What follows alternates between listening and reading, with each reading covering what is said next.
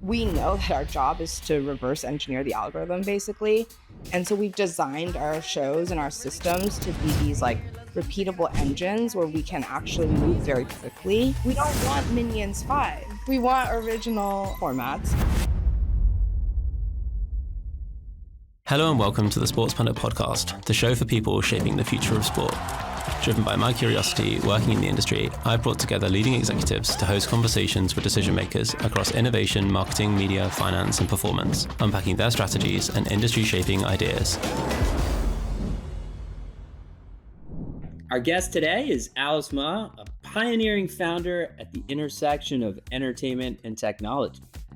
As co-founder and CEO of Mad Realities, she's built an awesome new model of social-first entertainment and is the brainpower behind viral hits of Shopcats, Hollywood IQ, Proof of Love, Keep the Meter Running, and a lot more. She's backed by $6 million in funding, and Mad Realities is moving at the speed of the internet, faster, riskier, and certainly more participatory than anything we're seeing in traditional media. But before that, Alice helped orchestrate ConstitutionDAO, raising $53 million in 7 days. We'll get into that, showing sort of the force of these internet native communities. She's a Forbes 30 under 30 honoree, studied political economy and computer science at UC Berkeley, impressively speaks only 8 languages, and amazingly brings a distinct lens from a culture perspective to everything she does. Alice, welcome. I have an inferiority complex now after hearing Michael's introduction of you. I'm just thinking in my head, no, haven't done that, no, haven't done that. But welcome and thank you. Do you know, when Michael said we really should speak with Alice, and I went down my little Alice Ma rabbit hole, and I looked at what you'd done to help orchestrate this bid for the US Constitution, that was my first question. It's like, I need to know about that. How on earth did that come into your head? How did you orchestrate it? And what did it help you do as you then set the foundations for Mad Realities? Yes. So that was the craziest 7 days of my life, for sure. I like to say it's kind of coincidental that in the Bible, God makes the world in 7 days. And we raised $53 million in 7 days to bid for the Constitution. It's interesting because we basically scaled an internet movement from 0 to 26,000 people in the Discord and 17,000 contributors making national news headlines. It really showed me that virality and movements on the internet just cannot be modeled linearly. Like it literally can't be captured in a spreadsheet. Like who could predict, right? That that is possible. So anything's possible on the internet. The second thing is, I think a defining feature of ConstitutionDAO was that it was so participatory, and it was basically like a movement, and that's why it worked, because we invited the whole world to participate and made it really clear how you could do that from the beginning. And if you look at the donations, it's funny, they're all like on chain. So they're like on the blockchain, and the messages literally are on the blockchain forever. But everyone could leave a message together with when they donated. And some of the messages are like so heartfelt and insane, just an expression of like what it meant to people. And so, we invited people to speak from the get-go and to participate in their own way. The last thing that I do want to say is because you're asking how it all happened. So basically, Sotheby's had this document up for auction and announced it, which to begin with is like, I think that's actually the thing we should all be asking ourselves. Like, why do we live in a world where that's on auction to the highest bidder? To begin with, it probably shouldn't be. It should be in a museum, right? So I think at the point you announce an auction like that, you're inviting the internet to pay attention. It started going a little bit viral on Twitter. Like people were tweeting about it, being like, what have we bought? What have we bid? And when I saw that, I was like, okay, wait, this makes total sense. Like if we can bid, everyone will pile in. This is just an amazing idea for us, crowdsource and buy it. The hard part's actually getting Sotheby's to let you bid. That is the thing I'm the most proud of in the entire thing. It's not. Was that the first time anyone had tried to bid as a DAO and with crypto? It was the first outside community movement that bid as a DAO at Sotheby's. Yeah, they're like an institution. They don't just let random internet people bid. And so that was the thing. I was like, the $53 million is actually kind of easy on the internet if you do it right. the part Sotheby's letting us bid, that was hard. And I knew on the first night that they would, because like we made some calls and just figured out the right people and the right positioning for them and kind of like had that visibility. And so from there, it was kind of the rest was execution. Yeah. Do you know, just to hop in, because that is so interesting, because really what you've articulated there is the old way of doing things was institutional investors. You had to have your contacts at Sotheby's. Yeah. And we've got now, what we're talking about in this podcast is you've got the internet, you've got online culture, you've got digital native culture. Yes. And for something like the Constitution, which is something that people feel that they've got a relationship with and should want to own a part of, it really is a bellwether for how media is moving and how fandom is moving and how culture is moving. Yes. And to Sotheby's credit, I mean, I guess is kind of an analogy to the like entertainment ecosystem too, where is like the big network, like, you know, existing player. They knew they wanted to be on the like forefront of the internet and like what was coming next. And so, you know, when we were discussing with them, it was really like, this also makes a lot of sense, even from an artistic standpoint. But yeah, like it makes sense that a document like the Constitution, the story around an auction of the people coming to the table to participate in the bid, it makes total sense. Like, even at like an art value level. So yeah. I think it's about like, how do you bridge between this like brave new world and also create that bridge to the world of like institutions that have like guarded a lot of values. Like Sotheby's plays a huge role in the art world. How do you bridge that in a way that everyone's happy with? I think that was the key for ConstitutionDAO. So tell me and us how this set you up to be the bridge that ultimately led you to Mad Realities. How did the sort of roots of what you did here lead you to Mad Realities? Yeah. So I would say that for me, Mad Realities represents, like, at best, we're at the forefront of a cultural movement of our generation finding our voice. The entertainment and Hollywood ecosystem is just like, there's a reason that it has been slower to sometimes adapt the things that are in Gen Z, like youth culture, that are the most promising. Like everyone knows K-pop Demon Hunters is like this smashing breakout success.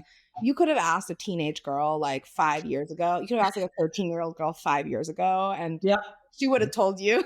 Like she would have been like, yeah, this is like where all the heat on the internet is right now. And so I think there's a dynamic where there's kind of a legacy system that has a lot of, you know, like gatekeepers involved in it that may not be totally in tune with what the younger audiences want. So like generation and younger, we call that like the TikTok generation. And so Mad Realities represents a cultural movement for like, what if we actually figured out how to identify the voices in our generation that like we are all going to resonate with, and mint new formats, new IP, and new stars, but in a way that we're speaking, like we're really like in tune and tapped in with what we want, and totally changing, like making a new economic model to fund creativity that's outside of like Hollywood gatekeepers, basically.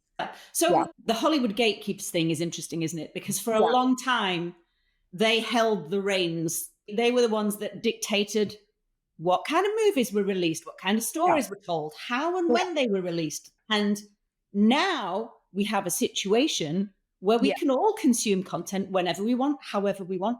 And so this power shift has moved to the audience, to our communities online, and they no longer have the power. That doesn't mean that they're still not capable of telling great stories. They are. Yeah, they are. What I love is, and this is what you're doing with Mad Realities, is there are many more stories and ways of telling stories that exist out there that used to be locked out, and now they're not locked out anymore. And that's fascinating, because then it gives us access to all manner of creators and stories and new formats, to your point. So thinking about that, thinking about how much potential there is out there, how do you funnel that potential? How do you start shaping it as Mad Realities? What does it mean in practice when you're thinking about new content for the TikTok generation? Yeah, I resonate a lot with what you're saying about how I think that the age of the discovery algorithms. So that's like TikTok, Instagram Reels, YouTube Shorts. There's actually more platforms that have basically landed on the same iteration of a discovery algorithm that just matches you really well to what you want to see. For these, it has basically made the world of content and storytelling like a brutal meritocracy, insane meritocracy competition for attention. And I think that's actually like for Hollywood, it's not that, it's just that there's a more competitive landscape and some people are losing, against like a 12-year-old in their bedroom, their creativity. And so, but I think that I don't think that means that people don't want great storytelling. I actually think that TikTok is a really active experience. Like I'm actively swiping, looking for something that I want. Like if you watch a young person use TikTok, it's a very like active, like participatory experience. It's no way passive. Because I'm constantly going to the comments. I'm hitting like on the things that I like. I know that when I like it, it's going to push it in the algorithm. I'm making my own videos, like I'm participating in remixes, stitches, whatever it is. And so I think that there's a huge opportunity because the fidelity of content, just that's enabled like economically on TikTok is still not that high because there's no like direct payment, not to get dirty here, but like there's no direct payment yet from like TikTok, not in the way of like a YouTube long form to like pay out things that are really good. And so like I think that's why the more premium content hadn't yet existed before. But what we found in our formats is that when we bring that more elevated premium storytelling to this audience, like we still all want great stories. Like we love original IP. We actually hunger for it. Like we don't want Minions 5. We want like original. We want original. Hey, I like Minions. we do kind of want Minions. You're kind of right about that. We do want Minions 5. And so that's what we've discovered and are doubling down on is that one, our generation still loves original premium IP. Two, we're actually kind of underserved in that because the old system just doesn't know how to deliver to this audience. And then three, you can overnight launch a format that can garner like 100 million views and prove that people want a concept. So that's how our POV on this like new world of like TikTok, Reels, Shorts, and all of that. So Alice, how do you balance, right? So looking at my background and what a world that I came from of Whistle Sports and building on all these different social platforms, the algorithms can sometimes shift, they can move. You talked about how TikTok doesn't have any direct monetization. So I guess two questions. How do you balance the sort of chaos of the platforms of internet culture with the structure needed to create repeatable and sustainable IP, as you called it? Yes. So just to give a little context on our formats, two of our formats, one is called Shop Cats, one is called Hollywood IQ. Shop Cats, the host is finding the best bodega cat in New York and just in shops. I mean, we also want to take it international, so it could be in any city. And Hollywood IQ is pop culture trivia that's on the street and also specifically caters towards like the chronically online stands and fandoms. And so those two formats are going to garner 1 billion views in their first year of running. We launched them around a year ago with the hosts not even having big followings. It was like had under 5,000 followings when we launched. Totally like content and format driven in terms of the virality. These are repeatable, like episodic formats, and that's really important for us. Each episode has a very clear format where the audience really knows exactly what they're getting from that show. And we found that that's the best way to continue to like harness the algorithm because we can then play with and get creative within the constraints of the format, but the audience really knows what to expect. Yeah. And so because each show is an engine and we're turning them out on like a certain cadence, we're really nimble in terms of like we'll produce and shoot like in real time from like when we're releasing so that we can adjust and are constantly like analyzing each of the algorithms on each platform to adapt basically in real time as they might change in small ways.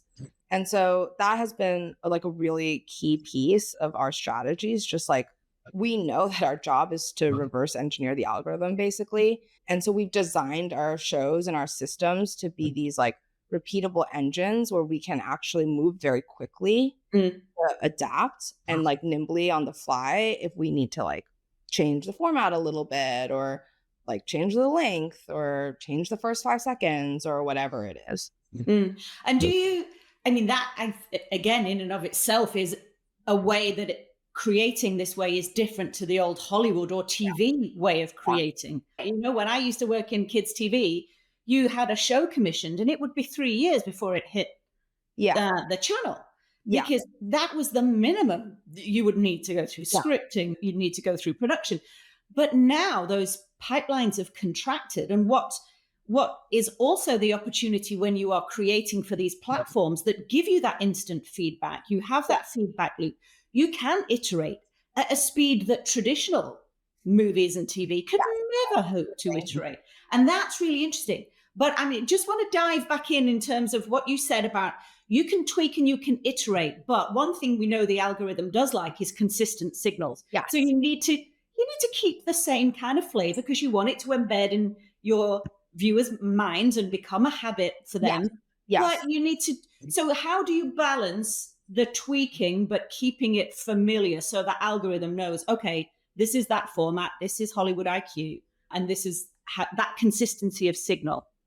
Yeah. So one thing is even just making sure that each show has its own handle and its own account or platform. It just means instantly, like when I'm a viewer, I go straight to the like username, the name of the show, and it's like Shop Cats.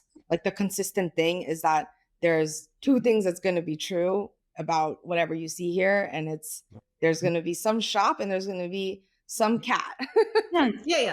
Like I know what I'm getting. Now I'm waiting to see how we execute. The second is we also have a format driven approach where the first 5 seconds, there's a couple different ways we might do it. We might have a cold open, which is the funniest moment from the episode up front, followed by, I heard there's a really cute bodega cat in here.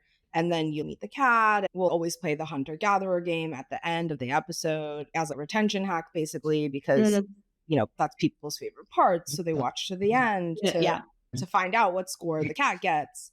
And that's a very digital native way of creating content, isn't it? Yes. That's a new competency that's only emerged with these platforms that would not have existed before. Yes. Because it's being built very specifically that works for the medium that we're creating in, but then still provides so much flexibility in terms of like, what type of cat, what store are we going to? What are the stories and characters that we're going to come across? Like, what is the owner's story? How do we make it? It's like an adventure in every episode. So how do we make that as fun as possible? I think that it's interesting because, in network TV, maybe the people might think that, oh, you actually have to have this whole like crazy story arc. And like the way that people are designing for a network TV medium is pretty different from, if you have 2 minutes, it's different. Standards. Alice, I have a question. So if you think about like media companies today, right? So just being on one particular platform or medium, doesn't exactly sort of get you to the monetization that you need to be. There's a variety of different models. We've seen folks like DramaBox pop up, which sort of more subscription vertical video. Like where do you see Mad Realities going on the spectrum of, platforms and also monetization opportunities? Yeah, we definitely view our like mandate as we're creating IP that the TikTok generation loves, which means that, this IP might be distributed on TikTok initially, just to get the reach and the audience, but actually is meant to extend far beyond just the vertical video scrolling. And so what we mean by that is just being very intentional about, okay, we're going to do a live comedy show spin-off of Shop Cats. And so that was something we did even in the spring called Shop Cats Live. And we, sold out the Georgia Room in New York with 200 people coming and buying tickets on like a Wednesday night. And you could adopt cats in between sets. We worked with Best Friend Animal Society. So things like that, like even just little pillars like that, start to build out this like immersive world, even just knowing that it's like a greater world, then funnels into things like press, right? Like you start moving culture because you are showing you're multi-pronged. And so that's a big part of, I think, our playbook is our goal is not just virality. It's also to make sure each of our formats are moving culture, which like you can just literally like, does it garner press? Is it a story? And so that has been really important as well, because obviously not all views on the internet get monetized, but the views that move culture do. So if you have virality and culture, then you have a really great business model there. Yeah. It kind of comes down. I mean, we talk a lot about fandom and we talk a lot about how you get people engaged with your content. In an era of infinite content, it's really difficult to get people to fall in love with what you're doing. But what you're saying is something that really interests me, because when you think about creating an IP in the olden days, let's use Minions as an example. You had your Minions, you had your movie, and really until you got to much later when you started thinking about whether that was a TV show, it could be a video game, it was kind of set as an IP. And now what you're saying is you can have Shop Cats and it can blow up on TikTok, but immediately you're then thinking, how does Shop Cats extend into a live experience? So how does the DNA of what makes it viral and culturally appealing, how does the DNA of that expand widthways? You got to make it broader because you don't just want to be too reliant on one platform when you're at the mercy of that algorithm. So again, you're talking about media creation now. You almost have to think about your IP and the DNA and how it articulates across all of these parts of that flywheel right from the very beginning. Yes. And that's, again, is a different way of creating stories and IP. Yes, totally. I think the way that we've found is that the best ideas for starting as digital IP, they are basically able to be synonymous with a category, like just an idea, like a concept. So for this, it's just synonymous with the concept of bodega cats, like shops. And then that naturally becomes infinitely expandable. I know Michael works with the company called Enrich, right? We were talking about this, where just the idea of a cowboy, like there's so much you could do with that. And so I think that that's one part of it. Like some ideas just are not suited from the beginning, are just not suited to that type of like universe, like world building. And we try to stay away from those.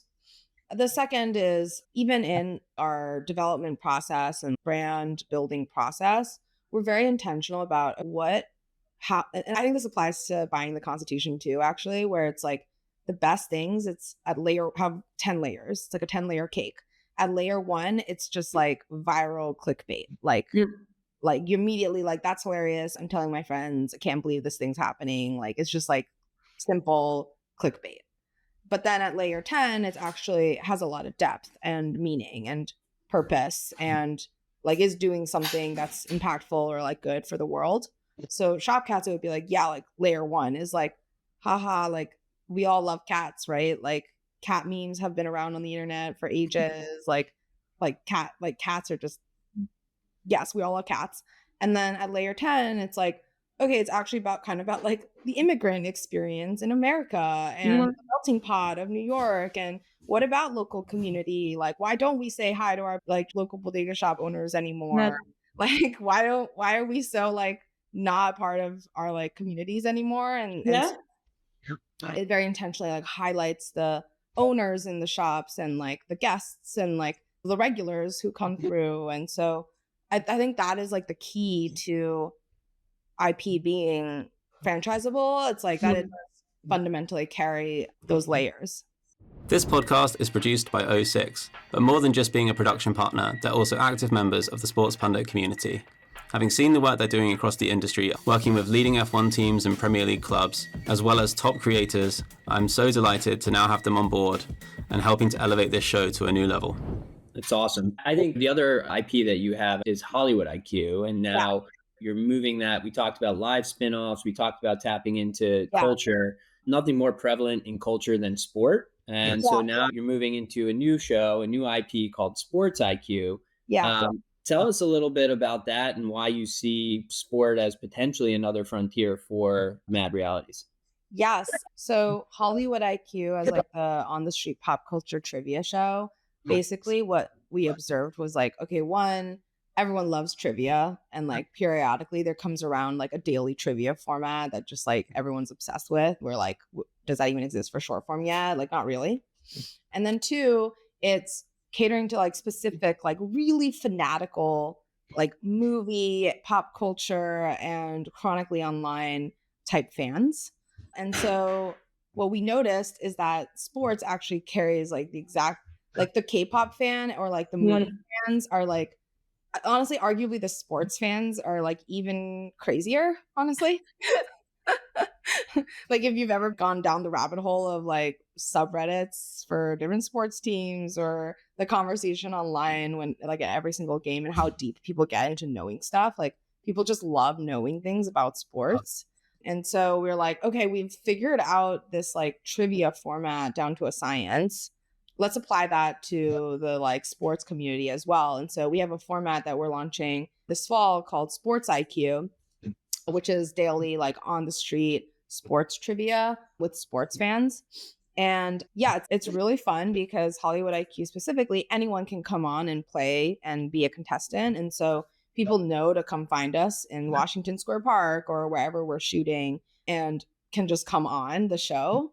Like funny story is like my fiance, he came on Hollywood IQ because he really wanted to. And it was like his first boss from his first job like 10 years ago messaged him on LinkedIn being like, wait, is this you? Like linking the video because it got like 3 or 4 million views. Like it went super viral. He got his 10 minutes of fame. And so watching the inside of that, it's such a fun way for the community and the fans to participate in and become a part of the story. It's very like, it's a format that's like built for participation because come and play. Yeah. And have you thought about how it will be received? Because the business of sports has always been kind of top down. The leagues, the federations, the controllers, the commissioners, they've always been the ones really who have said, yep, you're going to consume sport or you're going to be a fan in this particular way. It's back to what we were talking about with the Hollywood model, really. Here now you're saying, no, we're going fan first. We're going to go in and we're actually going to make a format out of those fans that are so deep into their particular sport or their team, or you've got somebody who's an expert in mascots, you know, or identifying team jerseys. We're going to go down that route. Do you think that's, I mean, I personally do, but do you think there's a lot that actually the more traditional business of sport could learn from listening to those fans a little bit closer? Yes, for sure. And I mean, my understanding is that many of the sports teams and leagues are already starting to kind of understand how they're going to need to engage fans a lot more. The cool thing about this format is that we can really take it anywhere. Like we can take it because it's man on the street. We can go outside of a stadium right after a sports game and kind of interview the different fans, and anyone can play trivia about the game that just happened or about those teams in general. And so it is a big part of our mission to platform the fans, basically. I think that the sports leagues could take it even one step further. Bring your athletes on to play. Bring the athletes to come play Sports IQ and become a part of and one with the fans. Even better, the team owners and the team principals. See how well they actually know their own teams. That would be hilarious. Like do like a face off with an owner and a fan and see who knows more. But yes, that's like definitely like a big content vein. I love it. I think it's so smart because it puts the fan front and center again. I think for a long while in sports, fans have kind of been taken advantage of, or there's been an assumption that they'll always be there and they'll always show up and they'll always watch and they'll always pay. And now, particularly when I look at a lot of the data and the insights that I get about young people's media consumption, sport is up against Netflix, but it's up against Roblox, it's up against TikTok. It's vying for position, and it can no longer assume that it has a relevance and a place in young people's lives. So almost has to acknowledge that actually what you're doing and the formats that you're creating, it Yes. has to lean into those and accept and acknowledge those, because that's the way it's going to cut through and reach. Yeah. I guess my like clickbait way of framing it would be that sports team owners should run sports team like the way that like K-pop groups are run. Because it is like there's like a core like IP, like the Yeah. K-pop, like we're always going to be fans of BTS, the K-pop groups, because Mm-hmm. BTS, like if you like them, you like them. You're not going to get BTS somewhere like there's just only one. But to your point, like, you're competing in attention against other groups, so against other K-pop groups, and then against other ways that you could be entertained. And so they're kind of still like a way higher bar now for like winning an audience's like devotion. And I think that's where K-pop and anime does it better than anyone else, because I was speaking to someone from Crunchyroll about the anime fandom. And it's the same with K-pop or BTS or Twice or whatever. They honor the fan. A lot of it is based in honoring the fan. Always, yes. And maybe that is what we're saying, kind of sports lost somewhere along the way. Yeah. So, Alice, what would be your first K-pop experiment for sport outside of Sports IQ? Like, I'm going to put you on the spot right now. Okay, wait. So the first is I would do a reality show with like the athletes. If you look at K-pop, one thing they always do is they'll have the discovery show of when the team's getting formed and minted. If you look at Cat's Eye, for example, it had Dream Academy on Netflix. And I even think it's less about how many people are going to watch that initial like show and more about, okay, now there's a whole library of lore that fans can use to make and remix and analyze as the stars are getting bigger. So if it was a new sports team, I would just like do that as part of the making of the team. Or like if it's like draft season or something. I said that's amazing. I've been in a lot of rooms with leagues, with rights holders, with team, and I probably have never, I don't know about you, Joe, if you've ever heard someone give advice to run your team like a K-pop group. I mean, I think it's great. I think genius advice. I think we need to claim it, Michael. They heard it here first. Mind blown. This thing goes on. But it would work though. Like it would work so well. Yeah. It's practical. It's business. It's business. Like the K-pop groups make a lot of money. Like we're not saying, don't make money. We're just saying there's ways to kind of take that really far. And what's interesting, because we do see it, particularly when I think about women's basketball and how the athletes there, you've got Angel Reese and Yeah. So you could be a sports fan or you could be a basketball fan, but you want to know about them. You want to know but that's a similar kind of fandom to BTS, to K-pop. Yes, exactly. You want to know about them. It's a connection with the person and their backstory, as well as the story in which they're involved. And that works whether you're thinking about K-pop demon hunters and or exactly. You're thinking about Angel Reese or Ilona Mayer, the women's rugby player. Exactly. But again, I think we're only just getting to the stage now, letting athletes be themselves as creators or letting them show who they are is kind of acceptable. There's some places that, don't really encourage it. But I think that almost plays into what you were talking about. Your IP, your viral IP has to be born from culture, things that people care about, people that, that what people want to know more about. And that's when you can turn it into something that is kind of a movement. Yes, exactly. What I'm kind of interested to know from you is, how do you see this netting out? Crystal ball gaze for a moment. How do you see either mad realities or sport IQ or just formats and creation in general? How do you see it going? Because you're at the forefront of this. Like from a sports context? Yeah, anything. Because you're creating right at the very forefront of how new IP is going to grow. Yeah, I think that we're going to see just like that content and storytelling and formats are like a really critical piece to how the authentic message gets transmitted out to the world. And that's going to be across the board. So that applies for sports leagues. Like maybe each league should have its own format. We could partner with a league and do short form storytelling around a particular season or a set of athletes. I also think that our generation still want original storytelling and new ideas and that like more like premium level of like, oh, I actually feel something from watching this right now. And so what I think is going to happen is that if you're in like the kind of like venture capital world or tech world, there's this idea that everything's just going to be generative AI and it's going to be like, we're all just going to watch AI content and we're going to watch AI slop and XYZ. And I just have like, that's literally never been true across like at least American culture. It's just like has never been true that we've been that way. And so I think there's gonna be like almost like a counterculture movement from like the younger generation to be like, I want real stories about real people that are like driven by real people too. Like even if there's any type of like AI tooling that makes the creation of content faster, like I still want there to be a person behind it that's like crafting that IP.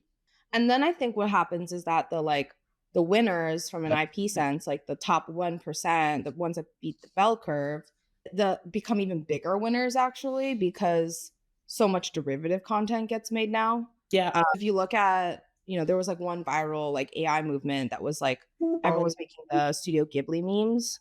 Yes. I actually think that's more saying that people love IP because it's all derivatives of Studio Ghibli, the art style. So everything I see that's like AI content is a derivative of like Pokemon or Hello Kitty or sports, whatever it is. So it's actually like that top 1 percentile IP becomes more valuable. More valuable. Yeah.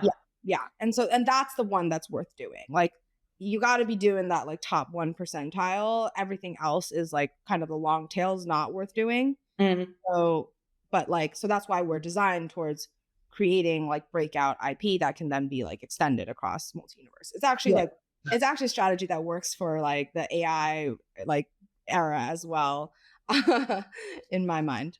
Yeah, no, I agree. I think that all of that Studio Ghibli, it really just made you appreciate what the original IP was about even more, and the craft and the thought that had gone into it. And there is still, and I agree with you again, I think Gen Alpha, who have grown up only knowing the digital world, and they've always had phones in their lives. They didn't get it like we did when we were teenagers, so we went hard and we got hooked. They balance it a lot more pragmatically. And to your point, when you were talking about Shop Cats Live, they now value getting together with their friends. They do for a live experience. So I think there's a bit of a misconception that everything is just about online. I think actually they're much more pragmatic. As I say, everyone has like a Labubu now. That's like a physical good. Like I want a physical Labubu. Alex, how many Labubus do you have? I actually don't have any. The entire 100% of the Hollywood IQ team has a Labubu, and that just makes so much sense. Yeah, absolutely. But I think it's about the physical thing. And in sports, it's about going to the physical game, but also it's about the digital companion to that. So you unbox your Labubu and you stream it or you put it on TikTok. Yeah, exactly. You don't have the physical experience. But the one thing about Gen A is because they are inherent creators, it's almost their waste product. They will stream and they will share it digitally, but they still value the physical thing. It should go hand in hand because they've never known anything different. You say that because on the sports side, collectibles have just like skyrocketed, right? How many companies have been born just to like sell collectibles, and it's all because of everything we're saying here. So Al, we're going to shift gears to sort of a rapid fire type of questions. And so I'll go first here. You move at the speed of culture. What's the one thing you've spotted that's even like for you, like, wow, this is way too fast? Okay, I don't know about fast, but I'll say like you mentioned Real Short and Drama Box earlier on. And the thing that is at least like that I'm just like, this is too much even for me is like, it is all over. Like they put so much money into TikTok ads to promote it. And all the storylines are like, my boyfriend vampire bit me, or like my billionaire secret husband. I'm like, whatever this is, it's like gone too far into like the rabbit hole of like, okay, wait, hold on. Like this is like not what we should all be watching. Yeah, I think you're right, actually. I think There's been a gold rush. I was saying to Michael before you joined us that I was reading that those vertical drama apps, they were something like 40 in the top 50 Yeah. downloaded apps in a particular month that I was looking at. I was like, we don't need 40 of these things. Like you, I went onto Drama Box, Real Short, and another one called Short. And I watched a few. I was like, I can see why they're kind of addictive. Yeah. I could almost feel my brain atrophying. I was like, no, delete those. Yes, they're addictive, like they work, but it's like this. I'm like, okay, wait, hold on. This is a part of the internet that is not good if everyone's watching this. Yeah, I would agree.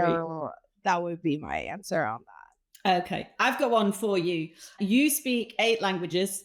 Which one to you is the one that is most expressive when it comes to either getting frustrated or describing internet culture? Or That's so interesting. I mean, I actually feel that it's Chinese because it's a phonetic language. So a lot of the words will be the exact same sound, but then could have 20 different meanings. And so, and also there's the element of like the Chinese people all have to evade censorship basically to spread memes. And so, like censorship from the government. And so people get really, really creative about how to transmit a message without it getting censored by using phonetics. Yes. Kind of like a nerdy answer, but yeah, I would say Chinese. All right. So some people might say that your vision, serial, bingeable, community-driven formats, they sound like platforms like DramaBox. And, do you see Mad Realities heading in that direction, or is your model something intentionally different? So basically, yes, I do see us heading in that direction. Our strategy is to accumulate a library of IP. So we're going an IP first approach, where at the point that we've achieved at least 15 hit formats, we would launch our own consumer platform and enable other creatives and creators to then post what I call premium user generated content on there as well. And a big part of this is, now that IP is so valuable, if you hold the IP, the natural, obvious thing to do is to launch your own distribution platform eventually, because that is where you can actually capture audience and spread that around to other creators and creatives in your world. So your dad's story from Tiananmen Square is like extraordinary. What's the boldest piece of advice he's given you, and how does that shape what you do today? So for context, my dad was a student at the university in China. He protested at Tiananmen Square and he was there till the end. He told me, he's like, I left with the tanks. When the tanks came in, that's when I left. And I think it contributed to my parents immigrating to the US. So the biggest advice that they've given me has just been that it's really extraordinary the opportunity that we have here, even as immigrants, being able to get to the place that he's gotten and my mom's gotten in their lives, and like seeing the next generation flourish. And so for him, he's basically like, Alice, don't mess this up. Like, I worked my whole life. I like protested. I immigrated. Like, I sold pizza, like delivered pizza during my PhD to like pay the bills. And we're here and you have like the most incredible opportunity. And so I think he's basically like, you're as smart as me. You're at least as smart as me. So there's no reason that you can't like outcompete basically like in a meritocracy, like just be the best of the best. That was always their motto. He's basically, don't mess this up. Like, I want you to create me dynastic wealth and set up your cousins, set up your siblings, set up your extended cousins and your grandkids, like give everyone their roots here in the American experiment. Cause this is the best place ever. We live in the best place in the best time in history. Make the most of it. That's like his message to me. It's such a good message to end on. And also, I'm going to say, I'm pretty confident you're doing him proud in that. So yeah, you're good. I second that. Alice, thank you so much for taking the time to hang with us today. We appreciate it. Really enjoyed it. Bye, guys. Thank you for listening to the Sports Pundit podcast, kindly produced by the amazing team at O6. I'll include more information about the guests and the topics covered in the show notes. Head to sportspundit.co to find previous editions, access the newsletter, and to sign up for our WhatsApp group and see upcoming social events in cities around the world. See you again soon.